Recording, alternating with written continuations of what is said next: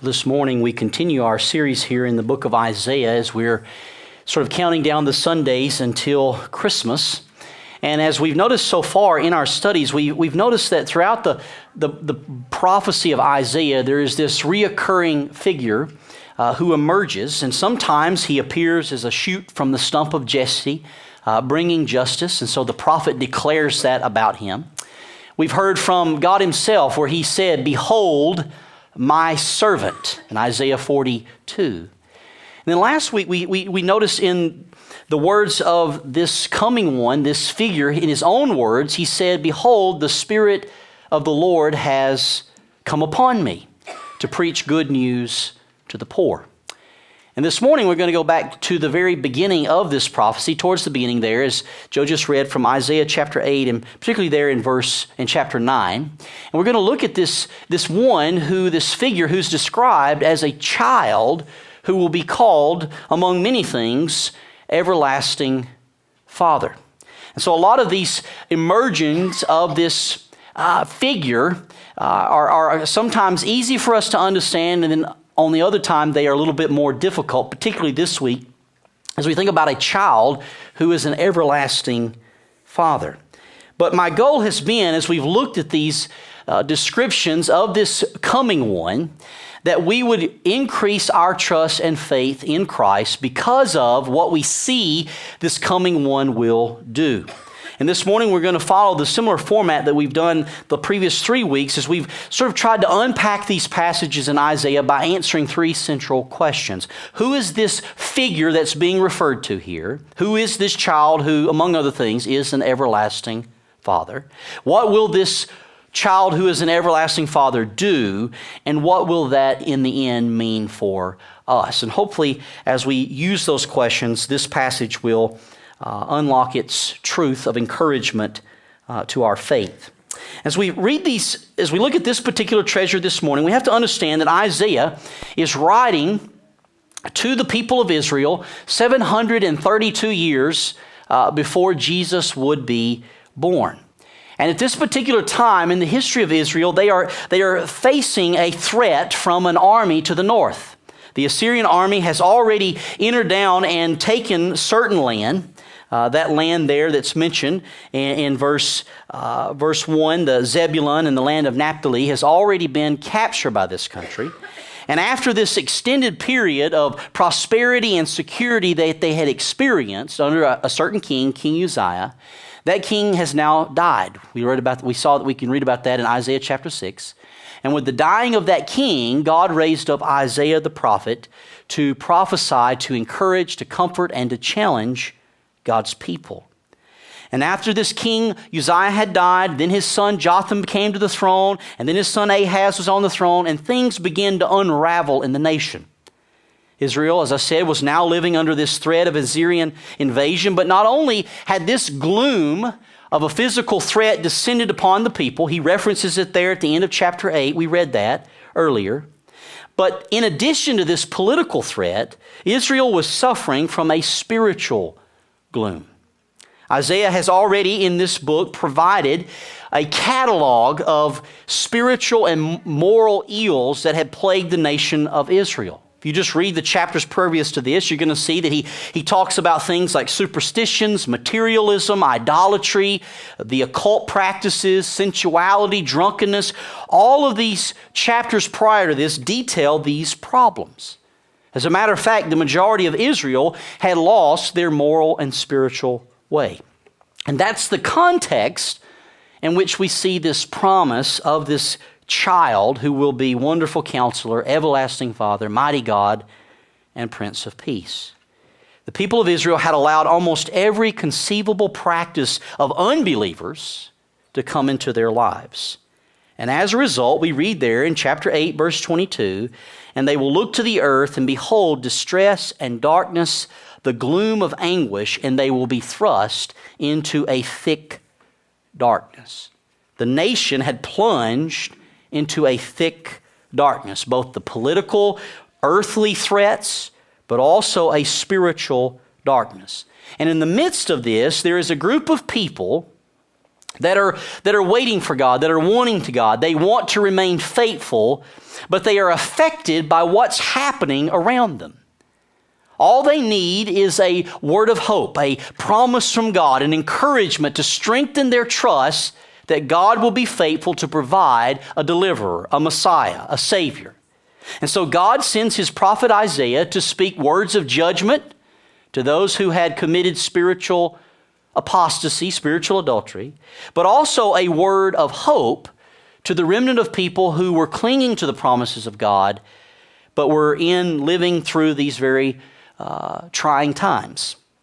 And as we read these words in chapter 9, we quickly realize that Isaiah is speaking of a much greater truth than just to this immediate political situation. He is speaking to that, but it's much more than that. God is speaking through His prophet Isaiah, and while there is immediate relevancy in His words to those in 732 BC, He is also speaking of a much larger hope that applies to all humanity, and that includes everyone here in this room this morning. He is speaking of a much larger justice, a much larger peace, much larger joy, one that affects every human that has ever walked on the earth. And this word, that there is one who entered into this world as a child, born into this world, who would take the government of the world upon Himself and establish His own rule and reign, one that is marked by righteousness, peace, and joy. He takes that reign upon Himself, and He does so forever.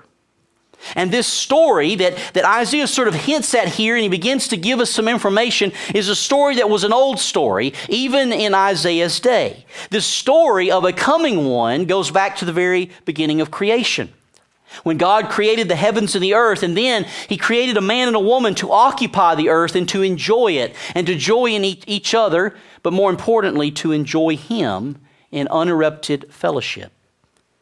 And God made them in such a way that they would thrive in relationship with Him. However, Adam and Eve were tempted by a powerful spiritual being who set himself in rivalry against God, and over time they gave in to that temptation. They rejected God's clear instruction, and as a result, their relationship with God was broken, and everything about their lives was affected. Not just their relationship with God, but their relationship with each other was harmed. Their relationship with creation was harmed. Things were no longer the great way that they had been when God first established them. And the sad reality was things would get much worse over time. As a matter of fact, Adam and Eve would live to experiencing the very tragedy of one of their children murdering their other son. And that is just the start of how sin has affected humans and their relationship with each other and this world. But even though there's that sadness, there's the corruption of sin there, in the midst of that, God gives a promise to Adam and Eve. He told them that there would be an offspring of Eve, a male offspring who would defeat Satan and would reestablish God's rule over everything.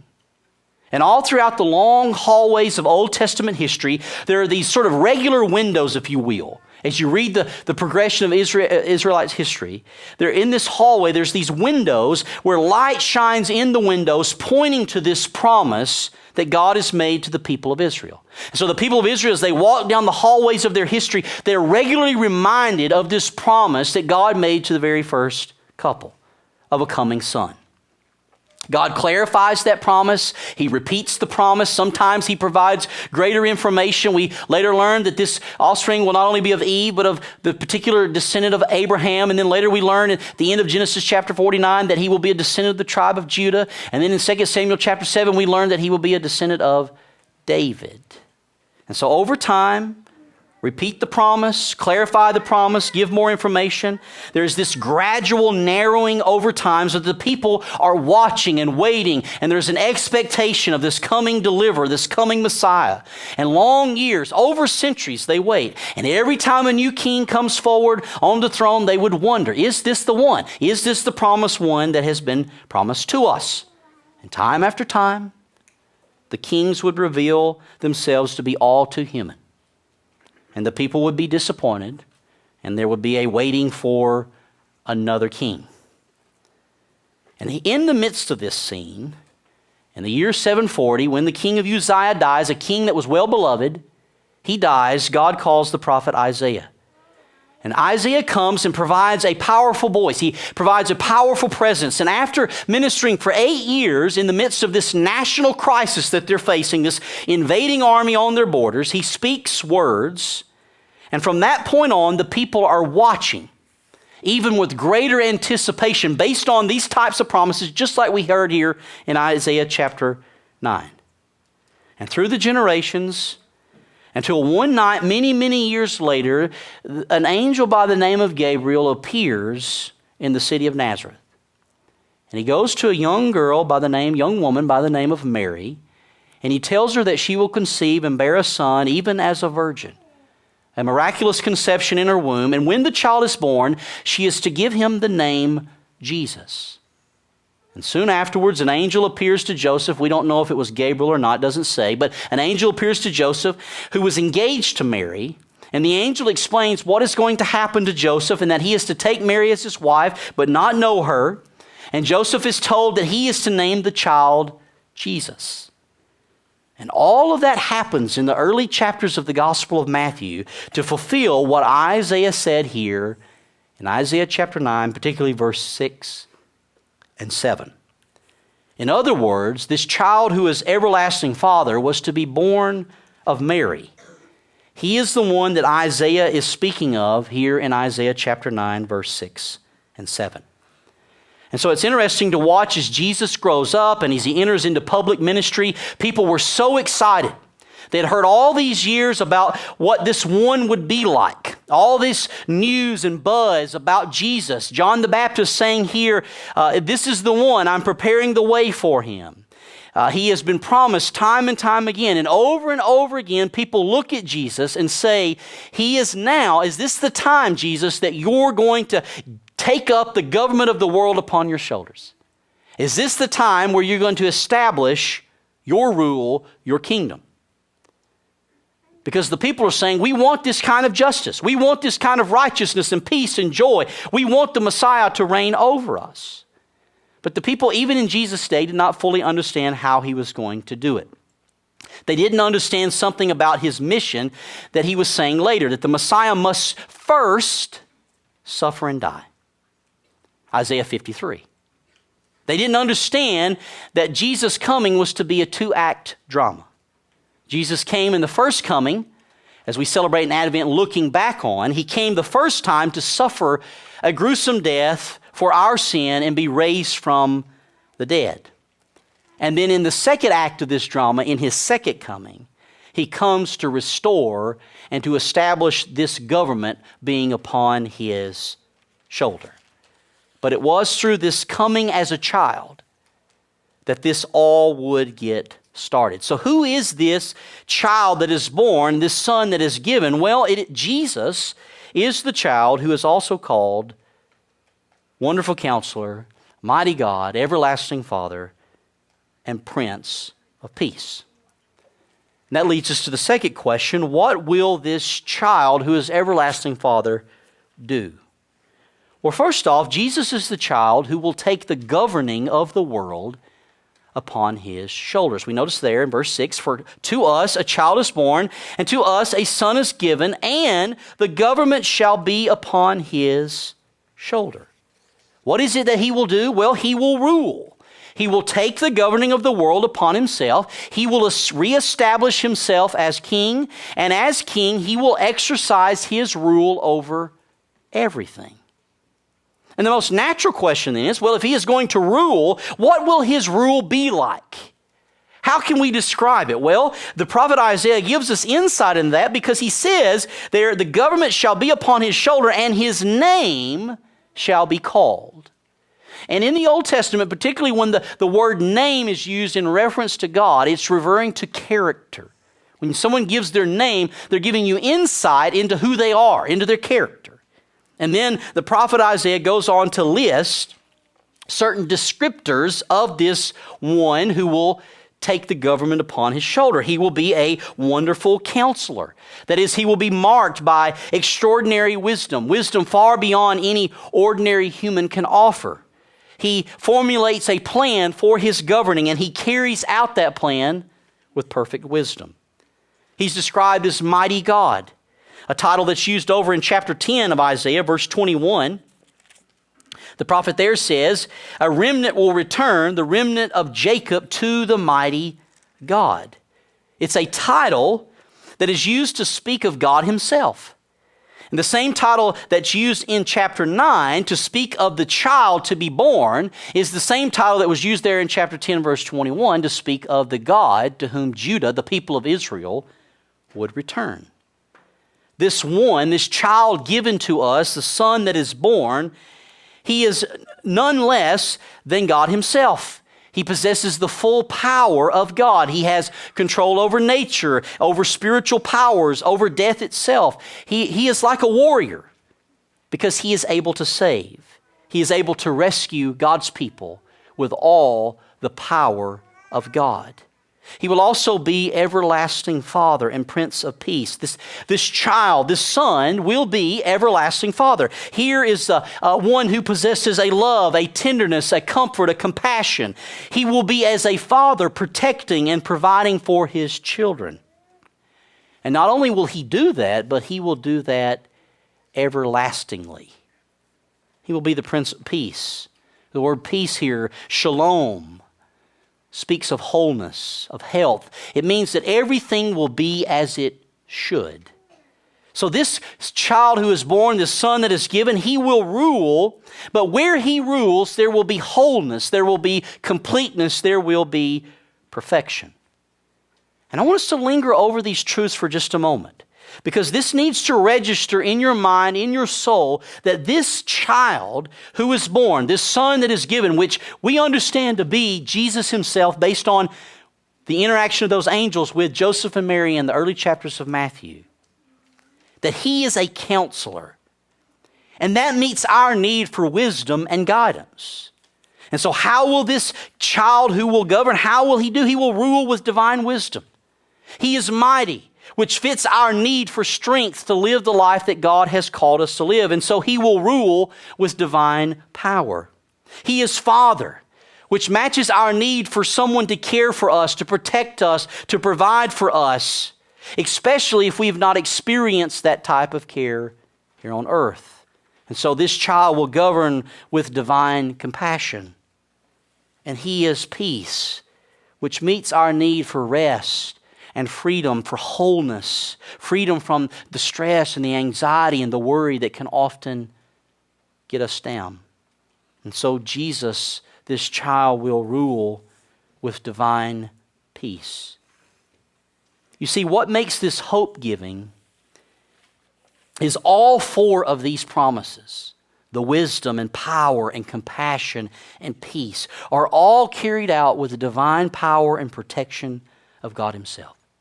You see, Jesus isn't just a counselor. He's a wonder of a counselor. He has better wisdom than we can find anywhere else. He's not just mighty, he is mighty God. He has a perfect might so that nothing can prevail against him and what he intends to do. And he is not just a father, he is an everlasting father, a father who will never abandon his children. And he is not just peace, he is royal peace. He has a full authority to bring about and maintain the wholeness, the peace that he promises. So we see, what will he do? Well, Jesus is the child who will take the governing of the world upon his shoulders. Well, how would this child govern? He will rule with divine wisdom and divine power and divine compassion and divine peace. But how long will this reign last? Right? We are so used to changes in our government. It seems that once one presidential election ends, the other one has just started. And we live with sort of this concern about how things will be, right? Will this current government, if we like it, will it continue in our favor? The one that replaces it, will they be for us or against us? And so there's all kinds of anxiety and anxiousness that can be associated with it. because we're so accustomed to seeing governments rise and fall. But notice what the prophet Isaiah says in verse 7. Of the increase of his government and of peace, there will be no end. And on the throne of David and over his kingdom, to establish it and to uphold it with justice and with righteousness from this time forth and forevermore. You see, the government of this child who is everlasting Father, his governing and the effects of his governing will be eternal. In fact, I'm not quite sure what to make of this perfection and peace. Notice this, of the increase and of his government of peace, there will be no end, right? It seems to me, once perfection is established, how do you improve upon it, right? If you're somewhat a perfectionist like me, that can make you twitch a little bit, right? Even when you reach perfection, there's an increase on perfection. How do you do that? And honestly, I don't have, a confident answer to you. But my suggestion would be is that this increase on the perfection of the government that Jesus has is just a way of communicating to us an endless, amazing experience of the absolute perfection of his rule. There's just this constant awareness and amazement of each new thing we see that Jesus does in his ruling over his people. There seems to be no end to how it can be a marvel to us. The names of this is, in verse 6, he gives the names, the wonderful counselor, the mighty God, the everlasting Father, the Prince of Peace. And then in verse 7, when he talks about the increase of this government and of the peace, there being no end to it, that it will be established forevermore at the end of verse 7, we notice that with this type of language, the names and then the description of his rule, that we're not talking about any merely human rule or government. In the final analysis, this language can only apply to one who is God in the flesh. And we know exactly that this is the child who was born in Bethlehem, whom the angels told Joseph and Mary to name Jesus, because he will save his people from their sin. So what will our experience be like when this reign comes? What does it mean for us? Well, Jesus' government is marked by righteousness, peace, and joy. Righteousness, this idea of justice, of rightness, peace, wholeness, and joy. In Romans chapter 14, verse 17, notice what the Apostle Paul says about the rule of God. For the kingdom, or the rule and reign of God, is not a matter of eating and drinking, but of righteousness and peace and joy in the Holy Spirit. And we see that exactly here in Isaiah chapter 9, verse 7. Notice what he says, and of the increase of his government, of his kingdom, of his reign, and of peace, there will be no end on the throne of David and over his kingdom, to establish it and to uphold it with justice and righteousness, so peace and righteousness, from this time forth and forevermore. And you say, well, Seth, I see the peace, I see the righteousness, but where do we get this concept of joy? Well, we get that in verses 2 and 3. Of chapter 9. The people who walked in darkness have seen a great light. Those who dwelt in a land of deep darkness, on them has light shined. You have multiplied the nation, and you have increased its joy. They rejoice before you as with joy at the harvest, as they are glad when they divide the spoil. And so we see here, if you remember what we saw at the end of chapter 8, I want you to compare what I just read there, verses 2 and 3 of chapter 9, with how the end of chapter 8 ends. Particularly there, look at verse 21. They will pass through the land, greatly distressed and hungry. And when they are hungry, they will be enraged and will speak contemptuously against their king and their God and turn their faces upward. They're experiencing a lack of satisfaction.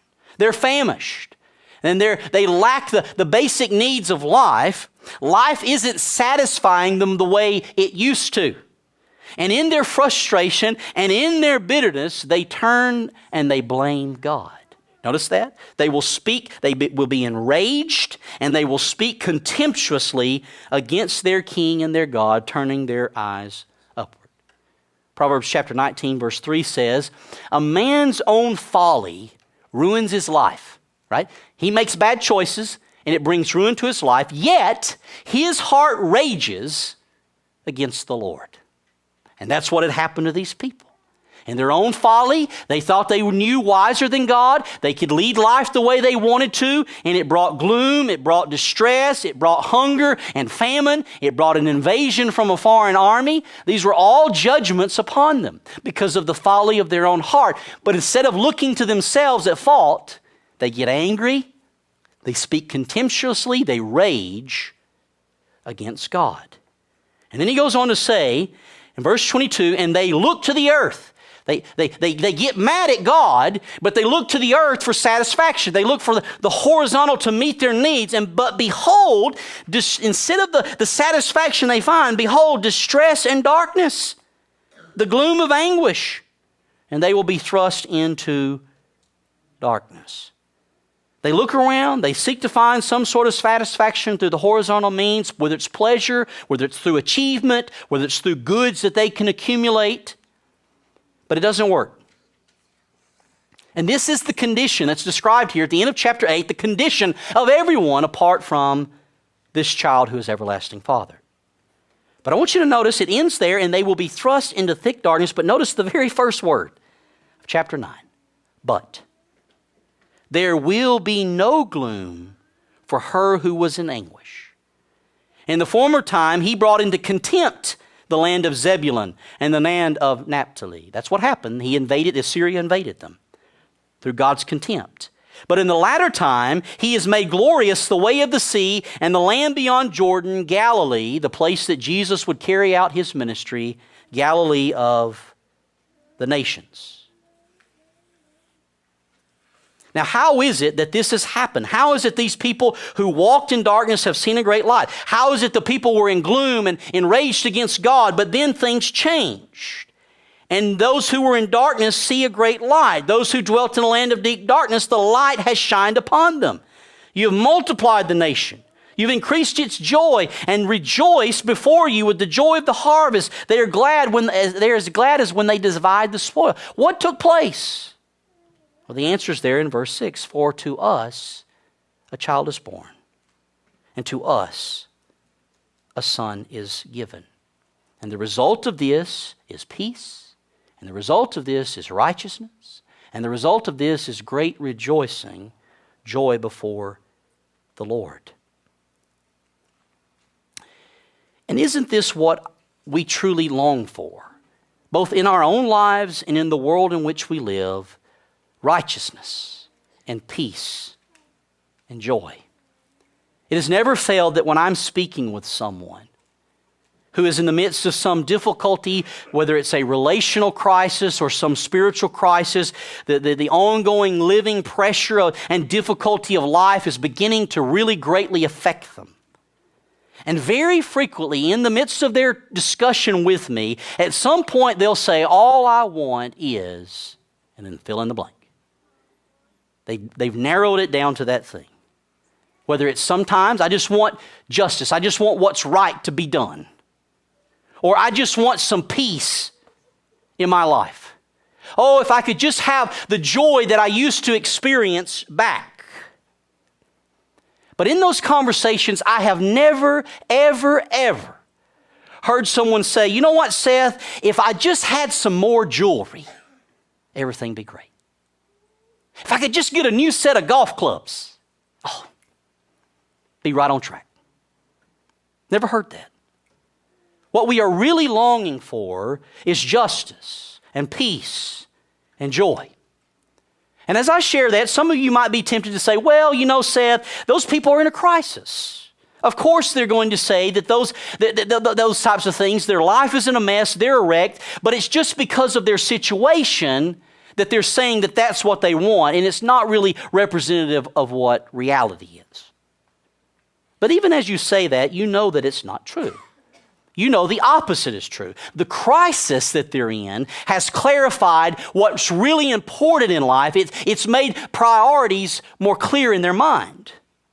It has stripped away all the shallow stuff in life, and stark reality is in between their eyes, and they are expressing the true longings of their heart for justice, for peace, and for joy. You see, in our idleness, when things are at ease among God's people, or in anyone's life, then we like trinkets. But when we face reality, when we face the hardship of life and the effect of sin in our lives, in that moment, no more trinkets. I want righteousness. I want joy. I want peace. And that's the type of rule that this child who is everlasting Father brings. We want this for ourselves, and we want this in the world. We are looking for these things to be right everywhere. We are looking for peace. We are looking for a joy that lasts, is not here for a moment, and then gone the next. And the good news of the gospel is that this child who is given to us, that we celebrate his birth at Christmas, he was born to bring these things. Initially, he brings it to our hearts, righteousness and peace and joy by making us right with God through his sacrifice on the cross and by his resurrection from the dead. And increasingly, he brings this righteousness and peace and joy through his people. As more and more people are reconciled to God in this life, and we live out lives of righteousness and peace and joy, that is accomplished in small ways. And one day, with the return of Christ, he will bring it completely and perfectly when he establishes himself as king over the new heavens and the new earth. And he will establish righteousness, peace, and joy, and he will uphold it as the way of life. Righteousness, peace, and joy forever, as verse 7 says, the zeal of the Lord of hosts will do this. You see, this is what Christians hope in. Perfect justice, perfect endless peace, perfect endless joy, and we know that no human can bring this about for us, but only Christ. And the good news is that is what Christ came to bring. This is the reason for what happened. It's for the reason for what happened in a village called Bethlehem some 2,000 years ago. Christ came to meet the distress of the human heart head on. He came to rescue his people. The deliverance and the rescue that brings us into righteousness, peace, and joy. And I want you to remember this Christmas season that this promise here, what Jesus came to do, is not some vague or sentimental thing. Okay? Don't bring Hallmark into these promises. You can enjoy Hallmark stuff over there, but don't get it mixed up with the real hope of Christmas. Okay? Something very concrete is what our faith is based on. There was a real birth and real human history on this earth at a specific time in a certain location. And this child that we celebrate at Christmas is the one. The promised one to Adam and Eve, the descendant of Abraham from the tribe of Judah, in the lineage of David, born of a virgin. And we should honor him. Yes, we should absolutely trust him. We should surrender our lives to him, but we should also honor him. We should worship him. And as we celebrate Christmas, it should be our great joy to intentionally and consciously worship him. And so, friends, come and worship. Come and worship. Come and worship Christ, the newborn King. Let's pray.